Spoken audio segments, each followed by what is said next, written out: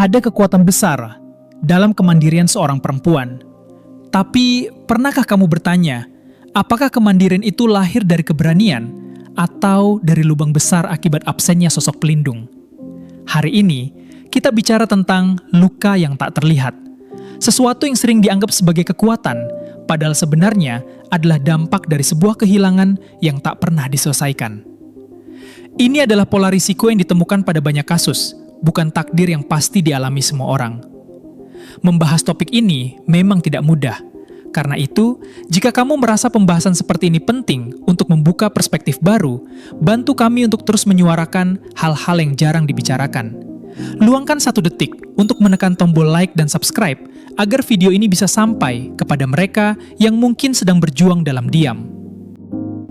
Bagi banyak anak perempuan, sosok pelindung pertama dalam hidupnya adalah ayah. Ketika figur itu tidak hadir sejak masa pertumbuhan, psikologi perkembangan menemukan pola-pola yang lebih sering muncul pada sebagian anak perempuan. Dan dalam beberapa kasus, dampaknya dapat terbawa hingga dewasa. Dengan memahami pola-pola ini, kita bukan sedang mencari siapa yang harus disalahkan, melainkan mencoba memahami bagaimana pengalaman masa kecil dapat membentuk cara seseorang memandang dirinya, orang lain, dan hubungan yang ia bangun di masa dewasa. Ini bukan berarti sosok lain seperti ibu tidak berperan. Banyak ibu yang berjuang keras mengisi kekosongan ini. Tapi ada bagian dari peran ayah yang sulit tergantikan sepenuhnya. Dan itulah yang akan kita bahas hari ini. Mari kita bongkar satu persatu. Dan inilah 10 dampak nyata fatherless pada anak perempuan yang perlu kita pahami bersama.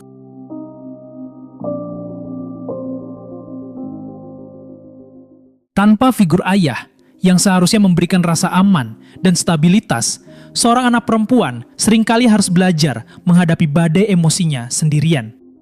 Ini bukan sekedar kesedihan biasa, melainkan kecemasan yang muncul tanpa alasan yang jelas, atau mood swing yang sangat intens.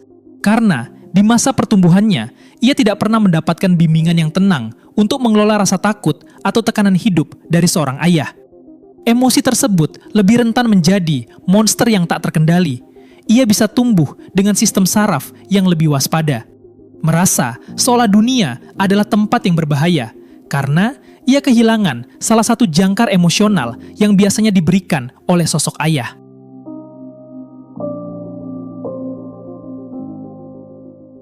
Seorang ayah adalah katalog pertama bagi anak perempuan untuk memahami dunia laki-laki.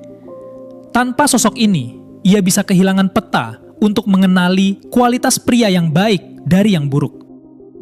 Ia berisiko tidak memiliki standar tentang apa itu integritas, bagaimana bentuk tanggung jawab seorang pria, dan bagaimana seharusnya seorang pria memperlakukan wanita dengan rasa hormat. Akibatnya, ia seringkali terjebak dalam kebingungan saat harus menilai karakter pria yang ia temui di masa dewasa.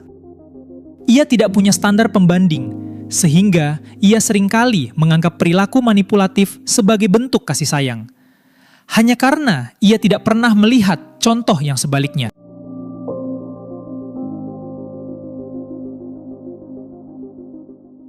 Identitas diri kita banyak dibentuk oleh pengakuan dan validasi. Saat seorang ayah hadir dan memberikan perhatian, anak perempuan merasa dirinya berharga. Namun, ketika sosok itu hilang, muncul lubang besar berupa pertanyaan mendasar yang terus menghantui. Apakah aku cukup baik? Apakah aku layak dicintai? Kebingungan identitas ini sering membuat mereka menjadi bunglon. Mereka bisa berusaha menjadi siapa saja demi mendapatkan pengakuan dari orang di sekitarnya. Karena mereka tidak pernah benar-benar mengenal atau merasa nyaman dengan siapa diri mereka yang sebenarnya, tanpa persetujuan dari orang lain.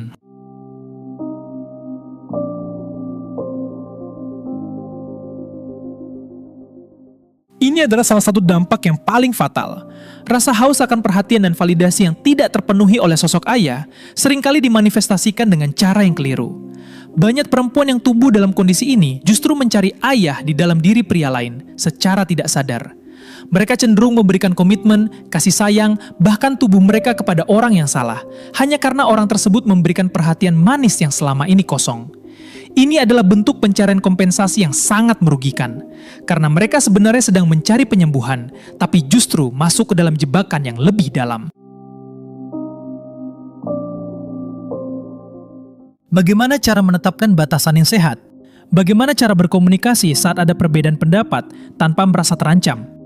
Bagi anak yang tumbuh dengan figur ayah, hal ini mungkin terlihat alami. Namun bagi mereka yang kehilangan sosok ini, dunia sosial seringkali terasa intimidatif. Mereka bisa menjadi terlalu menutup diri karena trauma akan penolakan, atau justru menjadi terlalu agresif karena merasa harus membentengi diri dari dunia yang mereka anggap tidak aman. Mereka sering kesulitan belajar bagaimana cara membangun hubungan yang setara, karena yang mereka tahu hanyalah cara bertahan hidup dalam hubungan tersebut.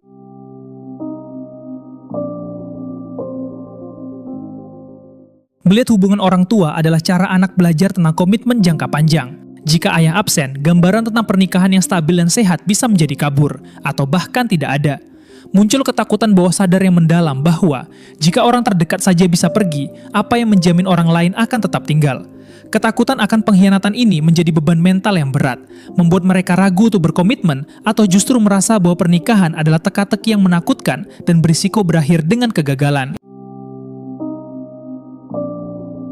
Figur ayah adalah pagar pelindung secara psikologis bagi anak perempuan.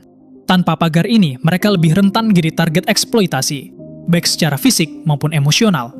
Mereka seringkali kesulitan berkata tidak ketika diinjak-injak oleh orang lain, karena harga diri yang rapuh. Ada kecenderungan untuk membiarkan perilaku buruk orang lain, karena mereka merasa bahwa itulah yang pantas mereka dapatkan. Mereka merasa kehilangan salah satu sosok pelindung yang seharusnya berdiri di belakang mereka. Sehingga mereka cenderung membiarkan dunia memperlakukan mereka sesuka hati, tanpa melakukan perlawanan.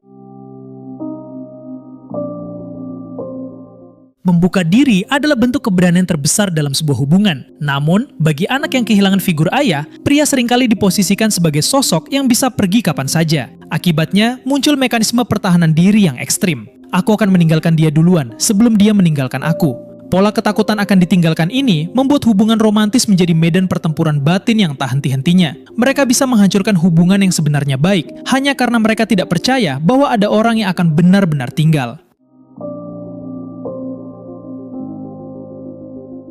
Hidup penuh dengan keputusan sulit, karir, prinsip hidup, hingga nilai-nilai moral.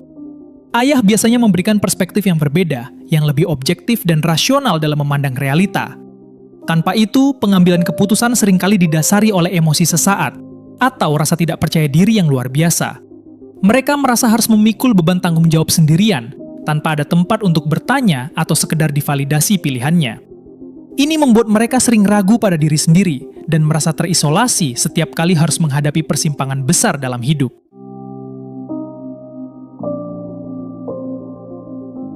Dampak terakhir adalah bagaimana mereka menjadi lebih rentan terhadap pihak luar yang dianggap sebagai penyelamat. Karena tidak memiliki figur otoritas yang kokoh sebagai pembimbing, mereka cenderung memiliki kebutuhan akan validasi yang berlebihan. Hal ini membuat mereka lebih mudah dimanipulasi oleh siapa saja, baik itu pasangan, teman, atau lingkungan, yang memberikan sedikit perhatian atau pujian.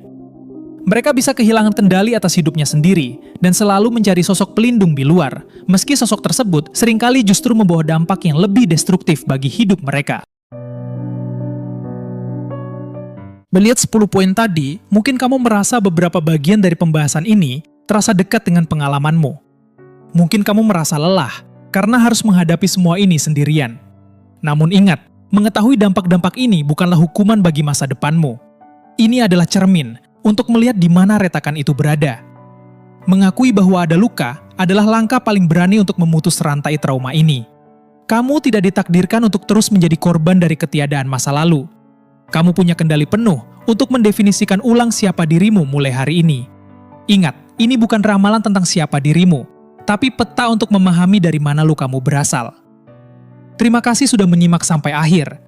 Jika pembahasan ini memberikan perspektif baru bagi kamu, bagikan pendapatmu di kolom komentar.